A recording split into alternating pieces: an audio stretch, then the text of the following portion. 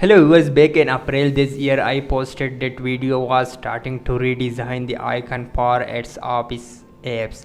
Microsoft had even sent out email asking for feedback on a new set of icons for Microsoft 365 apps like Word, Excel, Outlook and other. Now Microsoft has officially announced the redesign Office icons. They explained that the new Microsoft 365 icon are getting a fresh update with a modern 3D-like looks. The main reason for this change is to reflect AI and Copilot, making the icon match the new intelligence features in Office apps. Here what Microsoft said in their announcement.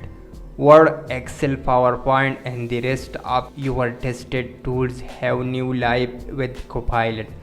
And now the icon will show it. The newly designed Microsoft 365 icon reflects strategic shift in Microsoft 365 unified, intuitive and designed for flow across every canvas. As Copilot connect Microsoft 365 apps into a single intelligent experience. The icon represents that transformation with clear shapes, vibrant colors and a connected design system. The announcement also shows how Office icons have changed over the years. From 2001, 2003, 2007, 2010, 2013 and the last big update in 2018 with the Outlook app update in 2023. Now in 2025 we are getting another major redesign.